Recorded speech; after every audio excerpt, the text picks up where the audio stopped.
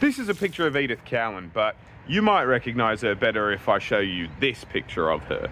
She's the woman on the $50 note here in Australia, and I want to tell you about her because I think she's fascinating, right? She was a social worker, or she was a worker for social causes in Australia in the early times of Australia, and she was the first woman to be elected to any parliament in Australia, in Western Australia. She created all sorts of women's clubs and advanced social causes, and I've written a script about her which I think you'll be super interested in. For those of you who this is the first video you've stumbled across of mine, you won't know, but those of you who are regulars will know. I like to just put up pictures of native Australians while I read the script, or native Australian animals or native Australian things, landscapes, all that sort of stuff, while I talk and while I read the script, because when I'm doing this sort of one-to-one conversation with you, sometimes I can lose my train of thought, or I can just not remember something, and I don't want to do that to Edith. I don't want to do that to you guys. I want you to know exactly what I know about Edith, and I think it would be really cool if you gave it a listen. As always, hit the subscribe button, hit the like button, let me know if you're interested in something else. These are the people that give me money. I like money. It's the first of the month. They gave me some of their money today. But yeah, we'll get into it. If you have YouTube Premium, you can lock your phone screen. Don't even bother looking at the pictures. Just listen to me drone on about Edith. If you don't have YouTube Premium, have a look at the cool animals. There's like quokkas and kangaroos and stuff. Go and fold your laundry though. If you've got nothing going on, if you've got something to do, go and do that while you listen to me. Let's get into it. Edith Cowan was born on August 2nd, 1861 in Glengarry, Western Australia, and she stands as a towering figure in Australian history. Her life's work in social reform, education, and women's rights not only transformed Western Australia, but also set precedents for the entire nation to follow. Cowan's legacy is so impactful that she was honoured with her portrait on the Australian $50 note, opposite David Unaipon, who I did a video on earlier this week. This video delves into the life and accomplishments of Edith Cowan, though, examining the profound contributions that earned her this prestigious recognition. Through specific stories and milestones, we will explore her relentless advocacy and pioneering spirit and how they've left a significant mark on Australian society. Edith Dirksey Brown, later known as Edith Cowan, was born into a life that would shape her resilience and empathy. Her early years were marked by personal tragedies that profoundly influenced her future endeavours. At the age of 7, Edith lost her mother, Eliza Brown, during childbirth. This loss was compounded by another traumatic event 5 years later when her father, Kenneth Brown, was executed for the murder of his second wife. These experiences exposed young Edith to the harsh realities of life and the inadequacies of the social and legal systems, fueling her resolve to advocate for those in need. Her father's story could be a video of its own, but the Reader's Digest version is that he was a pastoralist, a well-known and popular figure in Western Australia at the time of the crisis. In 1876, he was involved in a highly publicised and controversial case. He was accused of murdering his second wife, Mary Ann Tyndall. The incident occurred at Glengarry, their family property near Geraldton, where Mary Ann was found dead from a gunshot wound. Kenneth claimed the shooting was accidental, asserting that the gun discharged while he was cleaning it, and despite his defence, the evidence and public sentiment were against him. The trial was sensationalised by the media, with much of the public and press convinced of his guilt.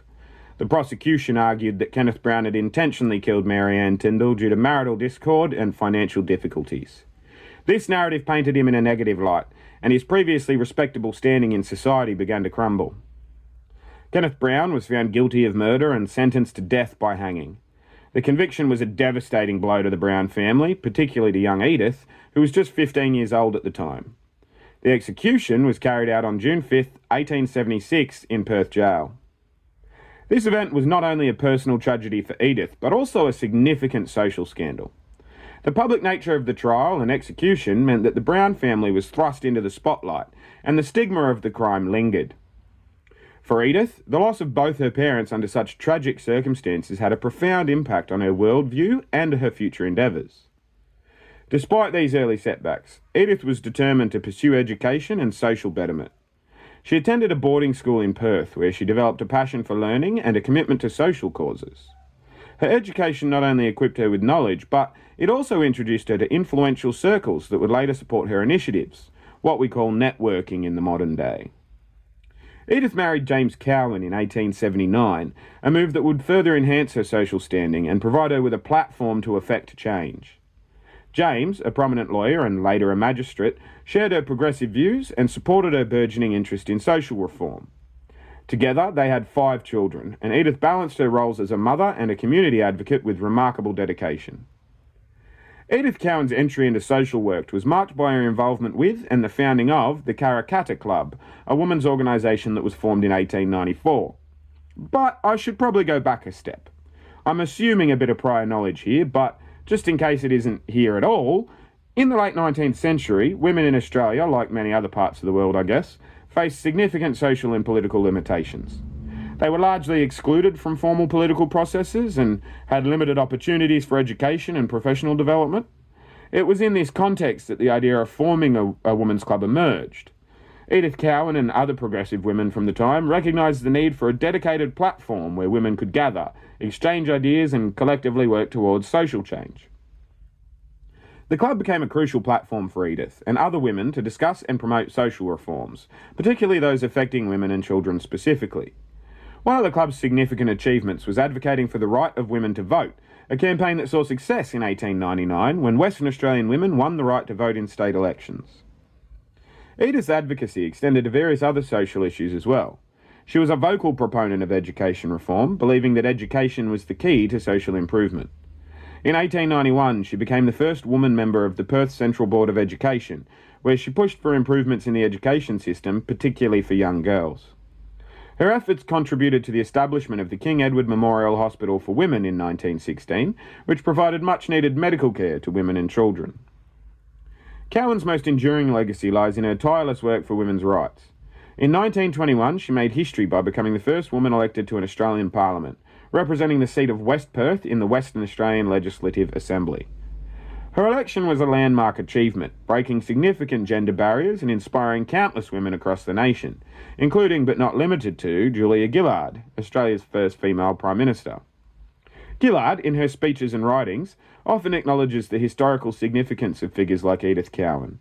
Specifically, Gillard has spoken about the importance of remembering pioneers like Cowan who paved the way for women in politics. In her tenure as Prime Minister, Gillard emphasised the need for continued efforts to achieve gender parity and recognised the work of early female parliamentarians who faced considerable opposition and ridicule, much like herself during her time in office. In one of her speeches, Gillard reflected on how figures like Edith Cowan set the stage for future generations of women to enter politics and public service. She pointed out that women like Cowan not only opened the door, but also inspired a legacy of resilience and determination that modern female leaders could continue to draw upon. During her term, Edith introduced and supported several important legislations aimed at improving the lives of women and children. One of her notable contributions was the passing of the Women's Legal Status Act in 1923, which allowed women to practice law and hold public office. This legislation was a significant step towards gender equality in Australia and opened doors for women in professional fields that had previously been inaccessible. Edith Cowan's concern for child welfare was a driving force behind her co-founding of the Children's Protection Society in 1906. The society aimed to safeguard children from abuse and neglect, advocating for legal reforms to protect their rights. One poignant story involves her intervention in the case of a young girl who'd been severely neglected by her parents. Edith personally took the girl under her wing, ensuring she received proper care and education.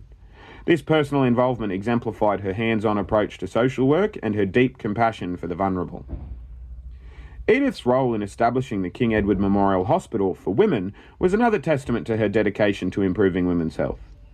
The hospital, which opened in 1916, addressed the dire need for specialised medical care for women and children.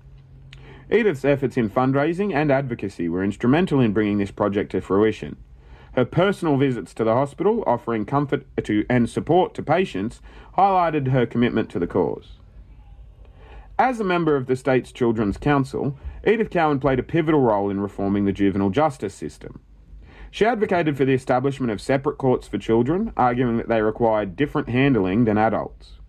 Her efforts led to the creation of the Children's Court in 1907, which aimed to provide a more rehabilitative approach to juvenile offenders.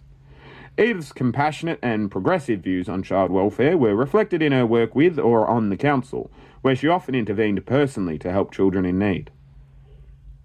Edith Cowan's contributions to social reform and women's rights were widely recognised during her lifetime and continue to be celebrated posthumously. In 1921, she was appointed an Officer of the Order of the British Empire, OBE, in recognition of her services to the community. So, just like Nellie Melba, who's on the $100 note, and who I also did a video on earlier in the month, Edith Cowan is technically a knight, or a dame actually, but same. Her legacy is commemorated through various institutions bearing her name, including Edith Cowan University in Western Australia.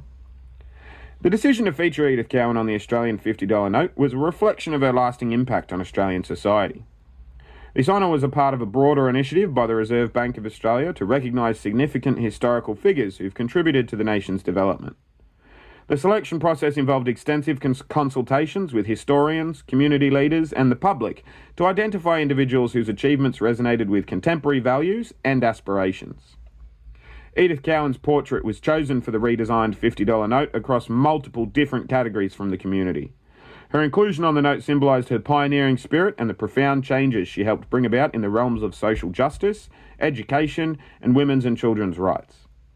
Her side of the note features a portrait of her, Edith Cowan, along with images representing her key contributions, such as the King's College, which is now Edith Cowan University, and the Western Australian Parliament House. The decision-making process was meticulous and involved evaluating her legacy against several criteria, including the enduring significance of her contributions, public recognition, and her inspirational role in advancing gender equality. Edith Cowan's life and work embodied these principles, making her an exemplary choice for this national honour. Edith Cowan's life was a testament to the power of resilience, compassion, and unwavering commitment to social justice. Her pioneering efforts in advocating for women's rights, education reform, and child welfare have left a significant mark on Australian society. The honour of being featured on the Australian $50 note is a fitting tribute to her legacy, recognising her profound impact and the inspiration she continues to provide for future generations. Edith Cowan's story is one of transformation and empowerment, reminding us of the enduring importance of fighting for equality and justice. So that was Edith Cowan, or this is Edith Cowan, right? Check her out. I'm going to go spend this 50 now, but if you could do me a solid, hit the like button, leave a comment, and tell me who you're most interested in next, or who you want me to do another video on next. That would be awesome. You know how YouTube works. I like money. Turning some of yours into mine on a monthly basis would be ideal, but failing that, turning some of the Google ad revenue into mine would be even better. I've got the videos on the 20s coming soon, so whoever the two people are on the 20, I'm pretty sure it's John Flynn and Mary Reeby. I'll put a correction if I'm wrong. But yeah, those are coming soon, so hit subscribe if you're interested. And if you're not interested, it's crazy to me you've watched the 13 or 14 minutes so far, but thanks. These are the people that give me money. I like money. As I said, give me some of your money and you can go in that list as well. But I'm going to start working on the next script.